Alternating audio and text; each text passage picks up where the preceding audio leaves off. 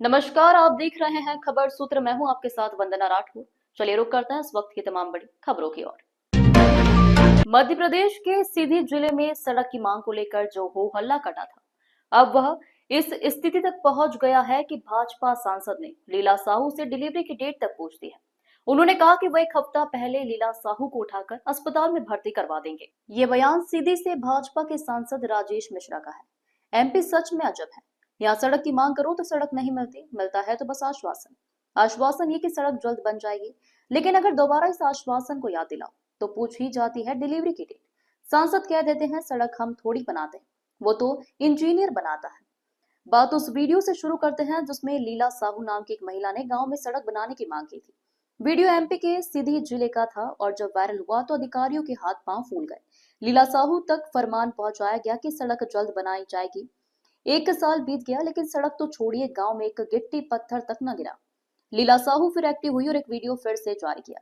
Video में लीला ने कहा कि प्रदेश में डबल इंजन की सरकार के बावजूद यहाँ सड़क नहीं बन पाई है। कोई जनप्रतिनिधि या अधिकारी इसे देखने तक नहीं आया। गांव में 6 महिलाएं गर्भवती है। मेरी भी डिलीवरी का समय आने वाला है, देखना है कि कितनी सुविधाएं मिलती है। मध्य प्रदेश सीधी से संजना प्रियानी की रिपोर्ट। हिम्मत नहीं रही है ये रोड का बनवा ले कहीं तो अपना झूठ के हमसे वादा काहे की है। अपना पहले बता दे कि हमरे हिम्मत नहीं है तो हम अपना से ही बढ़ के नेता से मिलित, नितिन गडकरी जी से मिलित या कहीं पे नरेंद्र मोदी जी से मिलित, केहू से मिलित तो केहू सुनती अर्जी वर्जी देत। अपना के बस के नहीं रहता, अपना काहे कहीं भाई वादा की है। जैसा किसान बनाई नहीं ताके रहा वर्षा हो तो रोपा लगाओ, ऐसे हम ताके रह गए अपना का कि जब स्वीकृत अपना कराओ तो हमारा रोड बनी तो हम बच्चे रोड का निहारे रह गए कि साल भर की हो जब बनी स्वीकृत हुई। हम अपना का बता दे चाहते कि हम गर्भावस्था में 9वां महीना चढ़ आए और ये हमारे गांव के यही इन्हों की भाई हालत है, हमारा इनका सेम हालत है।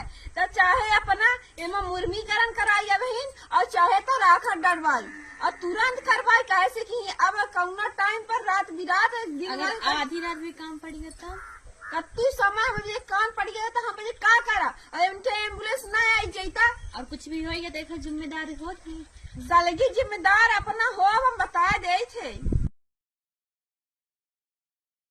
पर वहाँ पर आशा कार्यकर्ता है, हम व्यवस्था करेंगे उसके लिए। क्या उसमें क्या चिंता की बात है। अस्पताल में भर्ती हो जाओ आकर के, अगर कोई ऐसी बात है तो भाई डिलीवरी का ईटीडी होता है, एक्सपेक्टेड डेट होती है, उसके हम 1 हफ्ते पहले उठवा लेंगे। उनकी इच्छा है तो यहाँ आकर के आ जाए, भर्ती हो जाए, हम सब सुविधा देंगे। हमारी सरकार भोजन पानी भी देती, सब कुछ करवाती है। इसलिए मैं समझता हूँ कि इसको सामने रख करके इस तरीके की बात करना कोई उचित बात नहीं है। अब किसी को मान लीजिए सोशल मीडिया में छाना है तो छाने के लिए आप कुछ भी कर सकते हो। ये तो फिर हर गांव में ऐसे ही होगा। सड़क मैं नहीं बनाता हूँ, सड़क इंजीनियर उसकी सर्वे करता है, कोई ठेकेदार बनाता है, डीपीआर बनता है, उसकी बहुत सारे प्रोजेक्ट्स, वैसे भी 2-3 साल लगता है। और वो सड़क जिसको आप कह रहे हैं उसके लिए हमारा पूरा डे टू डे कि उसका बनेगी तो किस दिन उसका निविदा निकलेगी, क्या होगा। हमारे जो प्रधानमंत्री ग्राम सड़क के इंजीनियर हैं उनने प्रेस विज्ञप्ति भी जारी किया, तो प्रेस विज्ञप्ति तो आप ही के पास गई होगी, आप उसको खुद देख लो, उसमें मेरे से पूछने की क्या जरूरत है। और लेकिन इतना पूछता हूं, मेरे पहले जितने भी यहाँ नेता थे, कांग्रेस के नेता थे, उन लोगों ने क्या किया उस सड़क के लिए मैं आज पूछना चाहता हूँ। और अभी मैं कल गया था सुपेला, मैं गया था सियावल साइड में गया था, सुपेला के कई लोग आकर के बोले कि साहब हमारे यहाँ सड़कें नहीं, नाली नहीं है, गाँव में नहीं है जहाँ के श्रीमान थे, तो हम क्या करेंगे। आप एक आध दिन वहाँ भी घूमाओ तो ठीक रहेगा। मैं समझता हूं।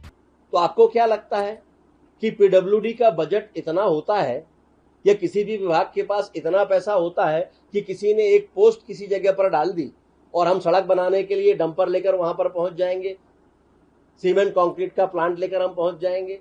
ये संभव नहीं है। इसकी एक प्रक्रिया है। पीडब्ल्यूडी कौन सी सड़क बनाएगा, कौन सी सड़क नहीं बनाएगा, ये प्रक्रिया भी संविधान के तहत, कानून के तहत, विषयों के तहत तय हुई है। राज्यों ने उस पर भी चीजें तय करके रखी हैं कि अगर वो ग्रामीण क्षेत्र है तो कौन सड़क बनाएगा।